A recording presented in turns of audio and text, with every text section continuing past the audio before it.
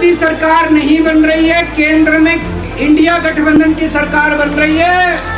मेरा अपना मानना है, और सट्टा बाजार में भी वो जो चल रहा है, इनकी 220 से 230 के बीच में सीट आ रही है, उससे ज्यादा सीट नहीं आ रही। ये लोग इंडिया गठबंधन से पूछते हैं आपका प्रधानमंत्री कौन होगा, तो मैं बीजेपी से पूछना चाहता हूं आपका प्रधानमंत्री का दावेदार कौन है।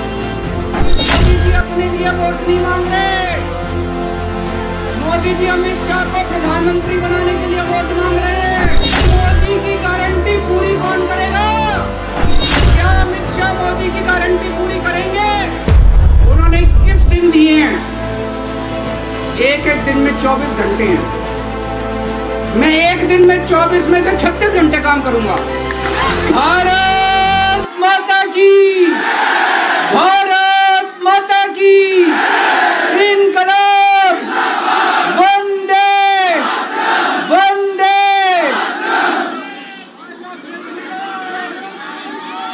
आप सब लोगों का तहे दिल से बहुत बहुत शुक्रिया।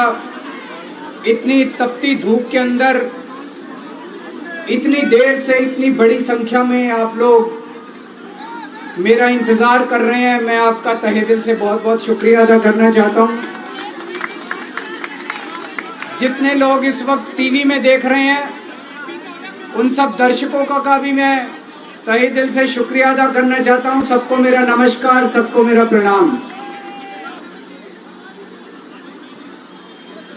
दोस्तों, सीधा जेल से मैं आप लोगों के बीच में आ रहा हूं।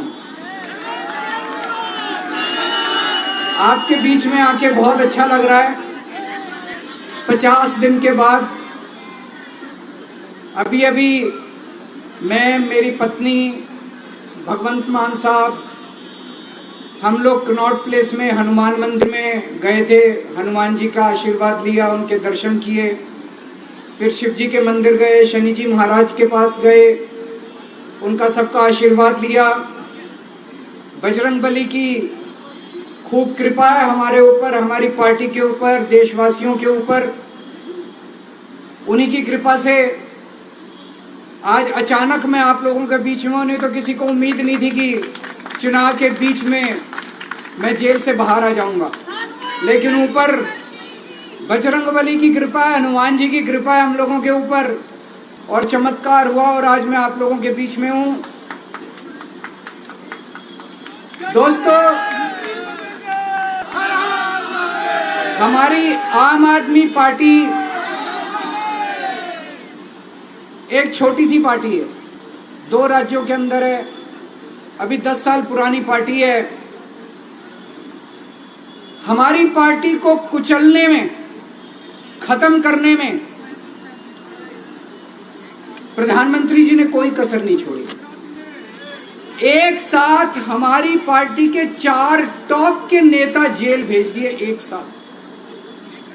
अरविंद केजरीवाल, मनीष सिसोदिया, संजय सिंह, सतिंदर जैन। बड़ी बड़ी पार्टियों के अगर 4 टॉप के नेता जेल चले जाएं, पार्टी खत्म हो जाती है। आम आदमी पार्टी के 4 टॉप के नेता इन्होंने जेल भेज दिया। उन्होंने सोचा कि पार्टी खत्म हो जाएगी, लेकिन ये पार्टी नहीं है, ये एक सोच है। जितना ये खत्म करना चाहते हैं उतना ये बढ़ती जाती है, उतना ये बढ़ती जाती है। ये क्रश करना चाहते हैं प्रधानमंत्री जी आम आदमी पार्टी को। जो लोग मोदी जी से मिलने जाते हैं, वो कई लोग हमें भी जानते हैं, वो बाहर आके हमें बताते हैं कि आपके बारे में सबसे पहले मोदी जी से जो भी मिलने जाता है, सबसे पहले वो केजरीवाल की और आम आदमी पार्टी की 10 से 15 मिनट बात करते हैं। उनको कहते हैं कि आने वाले समय के अंदर आम आदमी पार्टी ही देश को भविष्य देने वाली है। वो खुद भी मानते हैं। इसीलिए वो चाहते हैं कि आज ही आम आदमी पार्टी को बढ़ने से रोका जाए, इनको कुचल दिया जाए। ये तानाशाही है।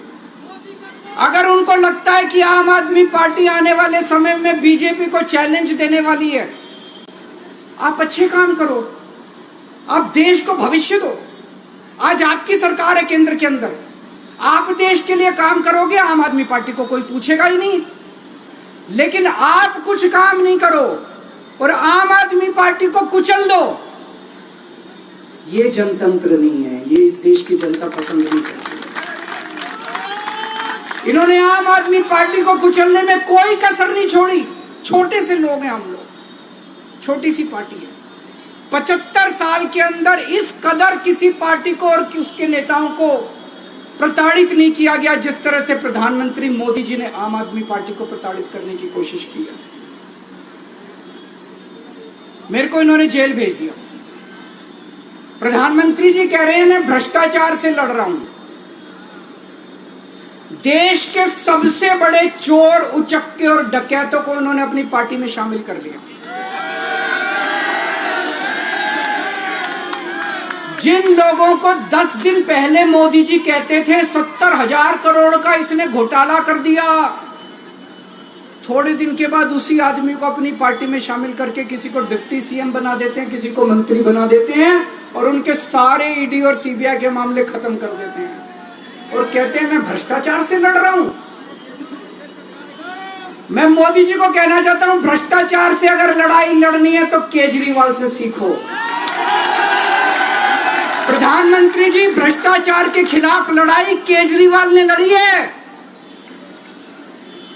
2015 में जब दिल्ली में हमारी सरकार बनी थी, हमारे एक मंत्री का एक ऑडियो मेरे पास किसी ने व्हाट्सएप कर दिया। उस ऑडियो में मेरा मंत्री किसी दुकान वाले से 5 लाख रुपए मांग रहा था।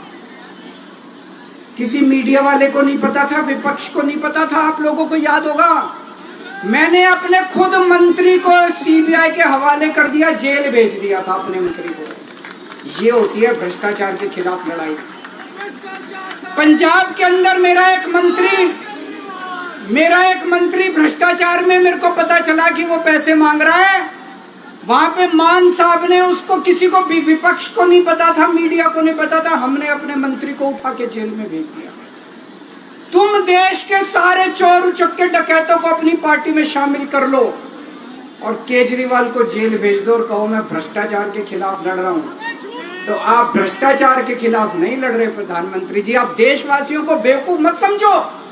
देश बच्चे बच्चे की जुबान के ऊपर हो रहा है कि सारे चोर चक्कों को अपनी पार्टी में शामिल करके और ईडी और सीबीआई के सारे केस उनके रफा दफा कर दो। केजरीवाल को क्यों गिरफ्तार किया? केजरीवाल को गिरफ्तार करके उन्होंने एक मैसेज दिया है सारे देश को कि अगर मैं केजरीवाल को गिरफ्तार कर सकता हूं तो किसी को भी गिरफ्तार कर सकता हूं। कोई केस नहीं होगा, कोई मामला नहीं होगा, तब भी मैं तुमको गिरफ्तार कर सकता हूं। एक बेहद खतरनाक मिशन चालू किया हुआ है प्रधानमंत्री जी ने, बहुत ही खतरनाक। देशवासियों को यह समझने की, अब जब मैं बोलने जा रहा हूं, समझने की जरूरत है। उस मिशन का नाम है वन नेशन वन लीडर। देश के सारे नेताओं को खत्म करना चाहते हैं मोदी जी और इसको 2 स्तर के ऊपर इस मिशन को चला रहे हैं। जितने विपक्ष के नेता हैं उनको जेल भेजेंगे और जितने बीजेपी के नेता हैं उनको सबको निपटा देंगे, उनकी राजनीति खत्म करते जाएंगे, उनको सबको निपटाते जाएंगे। विपक्ष के अंदर आज इन्होंने मनीष सिसोदिया को जेल भेज दिया, संजय सिंह को जेल भेज दिया, सत्येंद्र जैन को जेल भेज दिया, केजरीवाल को जेल भेज दिया, हेमंत सोरेन को जेल भेज दिया, ममता दीदी के कई मंत्रियों को जेल भेज दिया, स्टालिन के कई मंत्रियों को जेल भेज दिया, केरला के सीएम के पीछे पड़े हैं। अगर ये चुनाव जीत गए, मेरे से लिखवा लो एफिडेविट के ऊपर, थोड़े दिन के बाद ममता दीदी जेल में होंगी, तेजस्वी यादव जेल में होगा, स्टालिन साहब जेल के अंदर होंगे, पिनरई विजयन जेल के अंदर होंगे, उद्धव ठाकरे जेल के अंदर होंगे, जितने विपक्ष के नेता ये सारे जेल के अंदर होंगे। अगर ये चुनाव जीत गए, इन्होंने बीजेपी का एक नेता नहीं छोड़ा।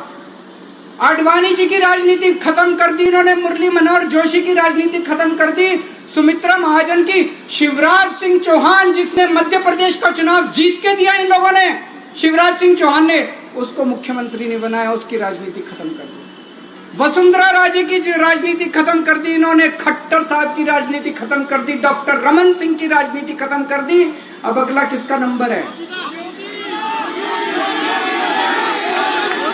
योगी आदित्यनाथ। अगर ये चुनाव जीत गए, मेरे से लिखवा लो, 2 महीने के अंदर उत्तर प्रदेश का मुख्यमंत्री बदल देंगे। योगी आदित्यनाथ की राजनीति खत्म करेंगे, उनको भी निपटा देंगे। यही तानाशाही है दोस्तों।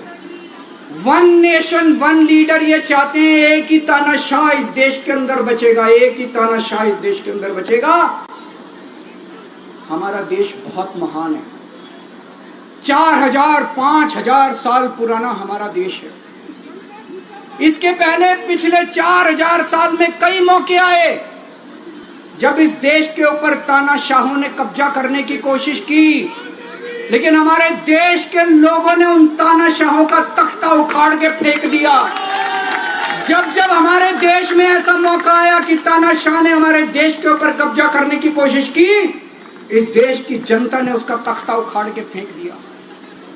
आज एक तानाशाह इस देश से जनतंत्र खत्म करना चाहता है। आज एक तानाशाह इस देश से लोकशाही खत्म करना चाहता है। मैं पूरे तन मन धन से लड़ रहा हूं, संघर्ष कर रहा हूं उस तानाशाह के खिलाफ। 140 करोड़ लोगों का साथ चाहता हूं मैं।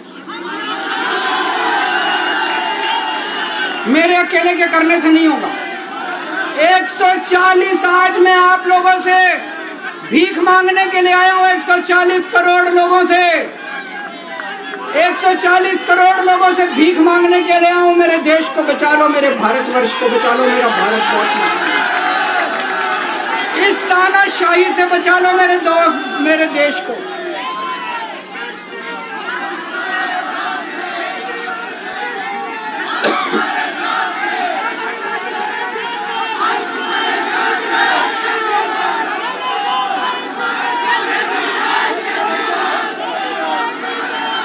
मैं सुप्रीम कोर्ट का बहुत बहुत शुक्रिया अदा करना चाहता हूं।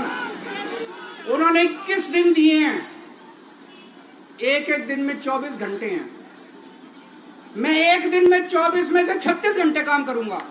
पूरे देश भर में घूमूंगा इस तानाशाही को रोकने के लिए। दोस्तों, जितनी मेरे अंदर ताकत है, मेरा सब कुछ कुर्बान है देश के लिए। मेरा तन मन धन सब कुछ कुर्बान है मेरे देश के लिए। मेरे खून का एक एक कतरा मेरे देश के लिए, मेरे शरीर का एक एक कतरा, मेरी जिंदगी का एक एक पल मेरे देश के लिए। मेरे देश को बचाने के लिए मैं पूरे देश में जाऊंगा दोस्तों। अब एक बहुत महत्वपूर्ण बात करने जा रहा हूं, उसको ध्यान से सुनना। ये लोग इंडिया गठबंधन से पूछते हैं आपका प्रधानमंत्री कौन होगा। मैं बीजेपी से पूछता हूं आपका प्रधानमंत्री कौन होगा। आप लोग सोच रहे होंगे केजरीवाल क्या बात कर रहा है, मोदी जी होंगे। नहीं, मोदी जी अगले साल 17 सितंबर को 75 साल के हो रहे हैं। बीजेपी के अंदर मोदी जी ने 2014 में मोदी जी ने खुद ने रूल बनाया था कि बीजेपी के अंदर जो भी 75 साल का होगा उसको रिटायर कर दिया जाएगा। सबसे पहले आडवाणी जी को रिटायर किया गया, उसके बाद मुरली मनोहर जोशी जी को रिटायर किया गया, फिर सुमित्रा महाजन को रिटायर किया गया, फिर यशवंत सिन्हा को रिटायर किया गया। अब मोदी जी अगले साल 17 सितंबर को रिटायर होने वाले हैं। तो मैं बीजेपी से पूछना चाहता हूं आपका प्रधानमंत्री का दावेदार कौन है। दोस्तों, अगले साल 17 सितंबर तक अगर इनकी सरकार बनी, तो उस पर भी आऊंगा मैं। अगर इनकी सरकार बनी तो पहले अगले 2 महीने में योगी जी को निपटाएंगे ये, और उसके बाद मोदी जी के सबसे खास अमित शाह को ये प्रधानमंत्री बनाएंगे। तो मैं लोगों को, देश के लोगों को आगाह करना चाहता हूं, मोदी जी अपने लिए वोट नहीं मांग रहे। मोदी जी अमित शाह को प्रधानमंत्री बनाने के लिए वोट मांग रहे हैं। मैं पूछ पूछना चाहता हूं मोदी जी से और अमित शाह जी से, ये मोदी की गारंटी पूरी कौन करेगा? क्या अमित शाह मोदी की गारंटी पूरी करेंगे? जब आप अगर जो वैसे तो मेरे को लगता है, मैं भी आऊंगा उसके ऊपर, मुझे नहीं लगता इनकी सरकार बन रही है, लेकिन जो बीजेपी को वोट देने जाएं वो ये सोच के जाना कि आप मोदी जी के नाम पे वोट नहीं दे रहे, आप अमित शाह के नाम पे वोट दे रहे।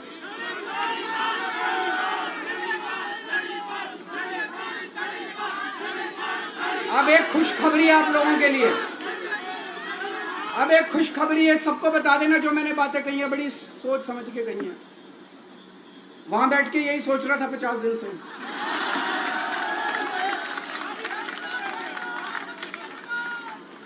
दोस्तों, पूरे देश के मेरे को बाहर निकले हुए 20 घंटे हो गए।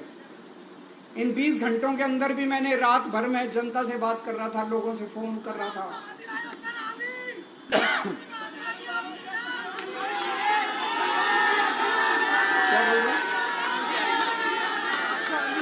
रात को आंधी आई थी,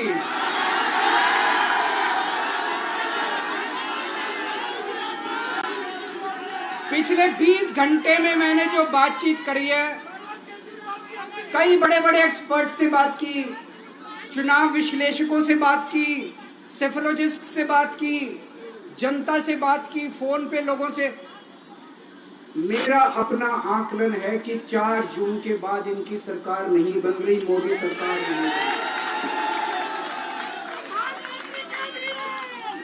दोस्तों, अगर मैं गलत हूं तो मेरे को बताना। हरियाणा में इनकी सीट कम हो रही है, राजस्थान में कम हो रही है, कर्नाटक में कम हो रही है, दिल्ली में कम हो रही है, बिहार में कम हो रही है, महाराष्ट्र में कम हो रही है, कर्नाटक में कम हो रही है, बंगाल में कम हो रही है, झारखंड में कम हो रही है।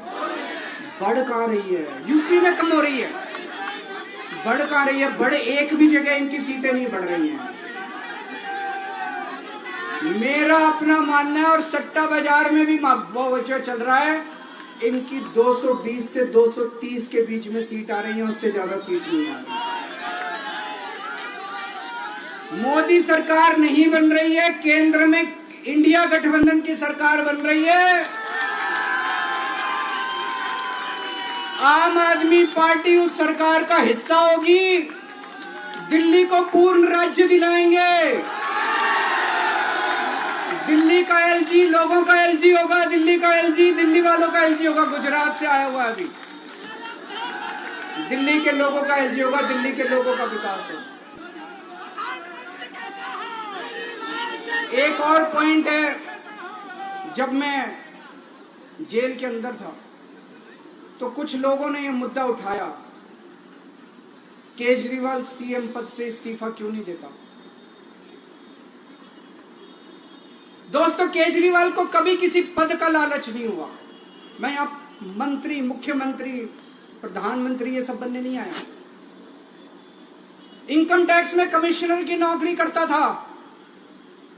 कमिश्नर की नौकरी छोड़ के दिल्ली की झुग्गियों के अंदर 1 नहीं, 2 नहीं, 3 नहीं, 10 साल तक मैंने दिल्ली की झुग्गियों के अंदर काम किया है, सुंदर नगरी और नंद नगर की झुग्गियों के अंदर, इनकम टैक्स कमिश्नर की नौकरी छोड़ के। जब मेरे को दिल्ली की जनता ने पहली बार सीएम बनाया, असूलों के ऊपर 49 दिन के अंदर सीएम पद से इस्तीफा दे दिया था। एक चपरासी की नौकरी कोई नहीं छोड़ता। सीएम बनने के लिए लोग अपना दायां हाथ कटाने के लिए तैयार होते हैं। मैंने खुद से अपने आप सीएम की कुर्सी को लात मार दी थी 49 दिन के अंदर। मेरे लिए सीएम पद इंपॉर्टेंट नहीं है। आज मैंने सीएम पद से इस्तीफा क्यों नहीं दिया जेल जाने के बाद? दोस्तों, पिछले 75 साल में भारतवर्ष में इतने राज्यों के चुनाव हुए, इतने राज्यों के चुनाव हुए, दिल्ली के अंदर सबसे ऐतिहासिक बहुमत से आम आदमी पार्टी जीती। 55-56% वोट, एक बार 67 सीट, एक बार 62 सीट। इतने भारी बहुमत से आज तक कोई राज्य की सरकार 75 साल में नहीं जीती। इतने भारी बहुमत से जीतने के बावजूद झूठा केस, अब उनको पता है वो हमें हरा नहीं सकते दिल्ली के अंदर। उन्हें पता है अगले 20 साल तक दिल्ली में आम आदमी पार्टी को कोई नहीं हरा सकता। तो उन्होंने एक षड्यंत्र रचा, राजनीतिक षड्यंत्र रचा। केजरीवाल को झूठे केस में जेल भेज दो, केजरीवाल को इस्तीफा देना पड़ेगा, केजरीवाल की सरकार गिर जाएगी। उन्होंने ये षड्यंत्र रचा। मैंने कहा मैं भी इस्तीफा नहीं दूंगा। तुम अगर जनतंत्र को जेल में कैद करोगे तो जनतंत्र जेल से चला के दिखाएंगे। दोस्तों, सरकार भी जेल से चला के दिखाएंगे। कतई इस्तीफा, तुम्हारे ट्रैप में फंसने वाले नहीं हम। ये अगर हेमंत सोरेन साहब को भी इस्तीफा नहीं देना चाहिए था, जेल से सरकार चलानी चाहिए। अगर हमने इस्तीफा दे दिया, ये तो बड़ा अच्छा इनके लिए। जिस राज्य के अंदर ये चुनाव हारेंगे उसके मुख्यमंत्री को पकड़ के जेल में डाल दो, सरकार गिरा दो। उसके मुख्यमंत्री को पकड़ के जेल में डाल दो, सरकार।